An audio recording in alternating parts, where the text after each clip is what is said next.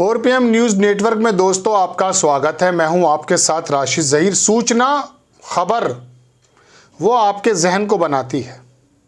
News make views. जब खबरें आपके कानों पे एक के बाद एक के बाद एक के बाद एक के बाद पड़ती चली जाती है, आप में से एक बहुत बड़ा वर्ग, हम में से एक बहुत बड़ा वर्ग ऐसा है जो उस बात को सच मान लेता है।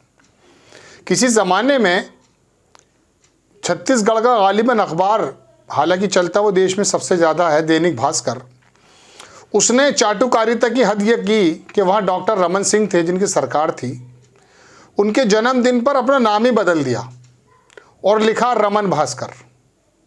किसी आदमी ने कहा कि अखबार में दो बातें सच्ची होती हैं, एक डेट सही होती है और एक नाम।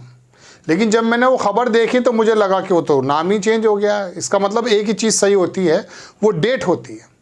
सूचना का सही जाना आपके पास ज़रूरी है, चूँकि जहन तभी बनता है। लेकिन भारतीय जनता पार्टी का जो ट्रोल आर्मी है और उसके नेता जो हैं, वो सोशल मीडिया के बाजीगर कहे जाएं अगर, तो गलत नहीं होगा। मैं आपको दिखाना चाहता ये हूँ कि जब भारत की लोकसभा को इसराइल की लोकसभा से रिजेंबल कर दिया भारतीय जनता पार्टी के बड़े नेता ने, तो क्या समझाना वो चाहता था। राहुल गांधी की पर्सनैलिटी को डिफेम करने के लिए, according to Rahul Gandhi, he told in front of the media earlier कि एक बहुत बड़ा फंड एलोकेट किया गया कि राहुल गांधी को दरअसल पप्पू बनाया जाए।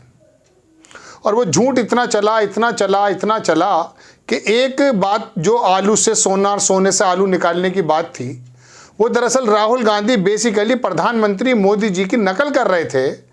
उस वीडियो को इतना प्रचारित किया ट्रोल आर्मी ने कि आप में से बहुत बड़े वर्ग को ये लगने लगा कि राहुल गांधी वाकई पप्पू हैं और उन्होंने इसी प्रकार का वो किया है। और इस वाली इमेज से निकलने के लिए राहुल गांधी को भारत जोड़ो यात्रा निकालनी पड़ गई।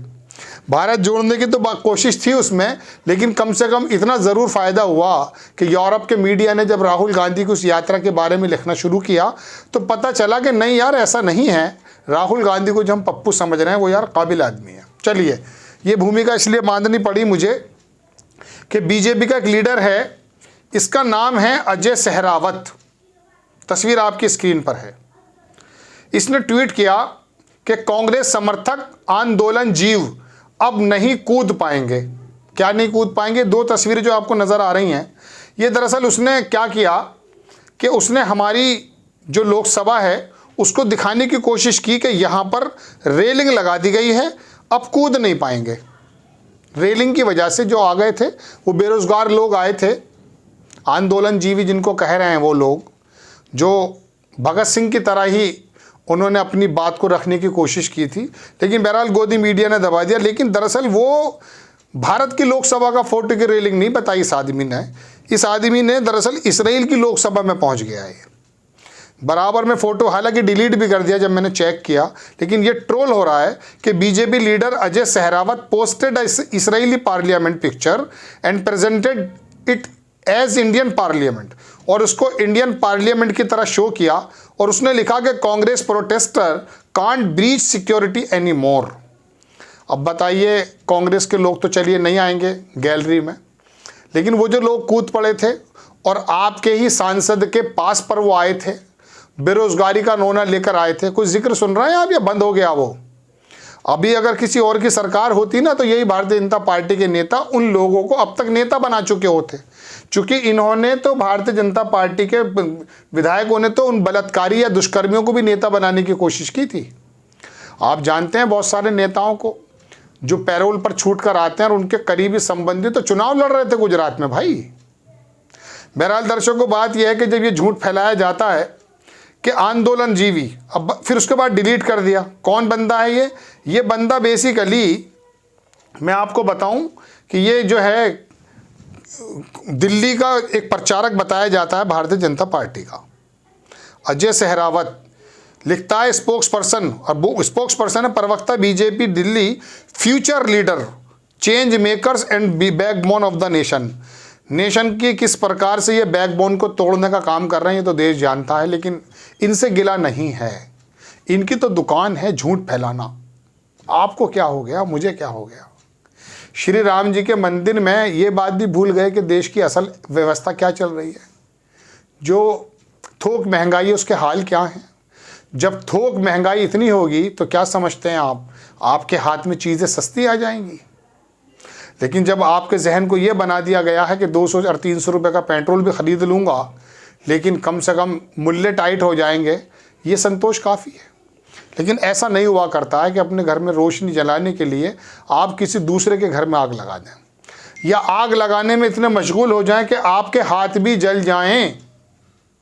ये कहाँ की अक्लमंदी है। पूरा देश किस खुमारी में पड़ा हुआ है, मुझे तो हैरत होती है कभी कभी। मुझे लगता है कि डिजिटल इंडिया और मेक इन इंडिया और ये इंडिया वो इंडिया सब 4 रोड बना दिए गए हैं, इसमें कोई दो राय नहीं। नितिन गडकरी को सलाम है। कर्जा लेके बने या उसके बाद कितने टोल टैक्स हो रहे हैं वो बात अलग है, लेकिन बने। लेकिन बाकी तमाम लोगों के हालात क्या हैं। आपने कहा कि 5 बरस तक हम आपको फ्री में रोशन देंगे, यानी कि आप जानते हैं कि 2028 तक, 2023 से 28, हाँ 28 तक आप कन्फर्म पैरों पे खड़ा नहीं कर पाएंगे। फिर आप क्यों कहते हैं कि तीसरी अर्थव्यवस्था बन जाएंगे, फिर आप क्यों कहते हैं कि दुनिया से आगे निकल जाएंगे, फिर आप क्यों कहते हैं कि विश्व गुरु बन जाएंगे। आपके आंकड़े तो कुछ और हैं दोस्तों। देखिए, किसी मुसीबत के आने के बाद आंख मीच करके ये सोचना कि ऑल इज़ वेल नहीं। बिल्ली जब झपट्टा मारती है ना खरगोश पर, तो खरगोश आंखें मीच लेता है। वो सोचता यह है कि चले जाएगी, लेकिन एक आएगा झपट्टा उसकी गर्दन को दबोच देगा। आपके और मेरे गर्दन तक बात आ चुकी है दर्शकों। बाहर के इंडेक्सेस उठाकर देख लीजिए, भुखमरी में कहाँ पर हैं, पोषण में कहाँ पर हैं, और क्या क्या हालात हमारे हो गए, इसके बारे में आपको जानने की ज़रूरत है। बहरहाल बड़ी खबर कि झूठ का प्रचार, झूठ का कह सकता हूँ ड्रामेबाजी, नक्शेबाजी इतनी ज़्यादा पहुँच गई है कि इसराइल के लोकसभा को अपना ही लोकसभा बता दी। आपको खबर कैसी लगी अपनी राय कमेंट्स बॉक्स में ज़रूर दीजिए। चैनल को सब्सक्राइब कीजिए, शेयर कीजिए। नेक्स्ट टाइम मैं किसी खबर के साथ हाजिर होता हूँ। जय हिंद।